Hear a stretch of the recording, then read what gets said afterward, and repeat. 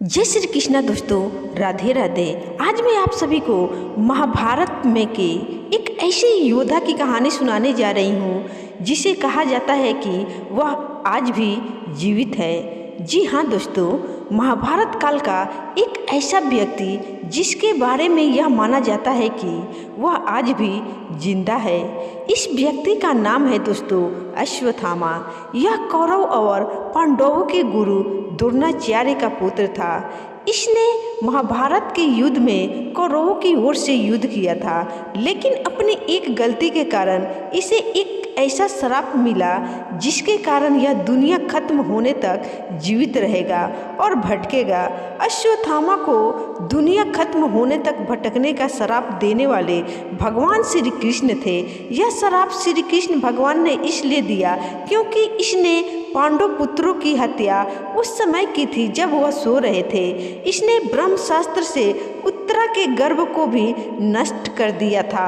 गर्भ में पल रहे शिशु की हत्या से क्रोधित होकर श्री कृष्ण भगवान ने अश्वत्थामा को भयानक श्राप दिया। हालांकि श्री कृष्ण भगवान को जब पता चला कि ब्रह्मास्त्र उत्तरा के गर्भ की ओर जा रहा है, तब उन्होंने सूक्ष्म रूप धारण किया और उत्तरा के गर्भ में जा पहुँचे और अपनी शक्ति से गर्भ में पल रहे परीक्षित को ब्रह्मास्त्र से बचा लिया। इस तरह पांडवों का वंश खत्म होने से बच गया। तो दोस्तों, अश्वत्थामा के इस घोर पाप का अनुचित करने का एक बड़ा कारण भी था। तो आइए दोस्तों, विस्तार से और शुरू से अश्वत्थामा के जन्म की इस कहानी को शुरू करते हैं और पूरे अंत तक सुनते हैं। ये कहानी बहुत ही ज्ञानवर्धक है। आपको महाभारत के कई योद्धाओं के रहस्यमय कहानी इस कहानी में सुनने को मिलेगी, तो ध्यानपूर्वक पूरे अंत तक जरूर सुनिएगा। यह कहानी अश्वत्थामा के जन्म से पहले की है। महाभारत युद्ध से पूर्व गुरु द्रोणाचार्य अनेक स्थानों में भ्रमण करते हुए हिमालय ऋषिकेश पहुँचे। वहाँ तमसा नदी के तट पर एक दिव्य गुफा में तपेश्वर नामक स्वयंभू शिवलिंग है। यहाँ गुरु द्रोणाचार्य और उनकी पत्नी माता कृपि ने शिव की तपस्या की। इनकी तपस्या से प्रसन्न होकर भगवान शिव ने इन्हें पुत्र प्राप्ति का वरदान दिया। कुछ समय बाद माता कृपि ने एक सुंदर तेजस्वी बालक को जन्म दिया। जन्म ग्रहण करते ही इनके कंठ से हिनहिनाने की ध्वनि सुनाई दी, जिससे इनका नाम अश्वत्थामा पड़ा। जन्म से ही अश्वत्थामा के मस्तक में एक अमूल्य मणि विद्यमान थी, जो कि उसे दैत्य, दानव, शस्त्र, व्याधि, देवता, नाग आदि से निर्भय रखती थी। वह मणि अश्वत्थामा को बुढ़ापे, भूख, प्यास और थकान से भी बचाती थी। भगवान शिव से प्राप्त उस शक्तिशाली दिव्य मणि ने अश्वत्थामा को लगभग अजय और अमर बना दिया था। महाभारत युद्ध के समय गुरु द्रोणाचार्य जी ने हस्तिनापुर राज्य के प्रति निष्ठा होने के कारण कौरवों का साथ देना ही उचित समझा। अश्वत्थामा भी अपने पिता की तरह शास्त्र एवं शस्त्र विद्या में निपुण थे। महाभारत के युद्ध में उन्होंने सक्रिय भाग लिया था। महाभारत युद्ध में ये कौरव पक्ष के एक सेनापति थे। उन्होंने घटोत्कच पुत्र अंजना पर्वा का वध किया। उसके अतिरिक्त द्रुपद कुमार, शत्रुंजय, बलानिक, जयानिक, जया अश्व तथा राजा सुताहु का भी वध किया। उन्होंने कुंती भोज के 10 पुत्रों का भी वध किया। पिता पुत्र की जोड़ी ने महाभारत युद्ध में पांडव सेना को तितर बितर कर दिया। पांडवों की सेना की पराजय देखकर श्री कृष्ण भगवान ने युधिष्ठिर को कूटनीति अपनाने का विमर्श दिया। इस योजना के अंतर्गत यह सूचना प्रसारित कर दी गई कि अश्वत्थामा का वध हो गया है। जब गुरु द्रोणाचार्य ने धर्मराज युधिष्ठिर से अश्वत्थामा की सत्यता ज्ञात करनी चाहिए तो उन्होंने उत्तर दिया, अश्वत्थामा वध कर दिया गया, परंतु उन्होंने बड़े धीमे स्वर में परंतु गज कहा और मिथ्या वचन से भी बच गए। इस घटना से पूर्व पांडवों और उनके पक्ष के लोगों की श्री कृष्ण के साथ विस्तृत मंथना हुई कि ये सत्य होगा कि नहीं, परंतु गज को इतने स्वर में बोला जाए। श्री कृष्ण ने उसी समय शंख नाद किया, जिसके स्वर से गुरु द्रोणाचार्य अंतिम शब्द सुन नहीं पाए। अपने प्रिय पुत्र की मृत्यु का समाचार सुनकर अपने शस्त्र त्याग दिए और युद्ध भूमि में नेत्र बंद कर शोक अवस्था में विराजित हो गए। गुरु द्रोणाचार्य जी को निशस्त्र देखकर द्रौपदी के भ्राता दुष्टद्युम्न ने खड्ग तलवार से उनका सिर काट दिया। गुरु द्रोणाचार्य जी की निर्मम वध के बाद पांडवों की विजय होने लगी। इस प्रकार महाभारत युद्ध में अर्जुन के तीरों एवं भीमसेन की गदा से कौरवों का नाश हो गया। दुष्ट और अभिमानी दुर्योधन की जंगा भी भीमसेन ने मल्ल युद्ध में खंडित कर दी। अपने राजा दुर्योधन की ऐसी अवस्था देखकर और अपने पिता द्रोणाचार्य की मृत्यु का स्मरण कर अश्वत्थामा अधीर हो गया। दुर्योधन जल बंधन की कला जानता था, सो जिस सरोवर के निकट गदा युद्ध हो रहा था उसी सरोवर में प्रवेश कर गया और जल को बांधकर छुप गया। दुर्योधन के पराजित होते ही युद्ध में पांडवों की विजय सुनिश्चित हो गई। समस्त पांडव दल विजय की प्रशंसा में मतवाले हो रहे थे। अश्वत्थामा ने द्रोणाचार्य वध के बाद अपने पिता के निर्मम वध का प्रतिशोध लेने के लिए अश्वत्थामा रात में पांडवों के शिविर में पहुंचा और कोहराम मचा दिया। अश्वत्थामा ने द्रौपदी के 5 पुत्रों को पांडव समझकर मार दिया। फिर द्रौपदी के भाई धृष्टद्युम्न को भी मार गिराया। पुत्रों के वध से शोकग्रस्त द्रौपदी विलाप करने लगी। द्रौपदी के विलाप को सुनकर अर्जुन अश्वत्थामा को विच्छेदित कर डालने को प्रतिज्ञाबद्ध हुआ और श्री कृष्ण को सारथी बनाकर गांडीव धनुष लेकर अर्जुन ने अश्वत्थामा का पीछा किया। जब ये बात अश्वत्थामा को पता चली कि वे जिसका उसने वध किया वे पांडव नहीं पांडव के पुत्र थे और सभी पांडव क्रोध में उसको मारने के लिए खोज रहे हैं, तो वह छिपने का सुरक्षा जगह खोजने लगा।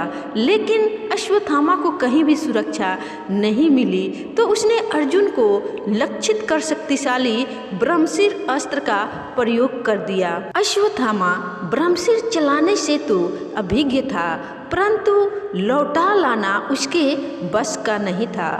उस अति प्रचंड तेजोमय अग्नि को अपनी ओर आता देख अर्जुन ने श्री कृष्ण से विनती की, हे जनार्दन, आप ही इस त्रिगुणमयी दृष्टि का सृजन करने वाले परमेश्वर है। सृष्टि के आदि और अंत में आप ही शेष रहते हैं। आप ही अपने भक्तजनों की रक्षा के लिए अवतार ग्रहण करते हैं।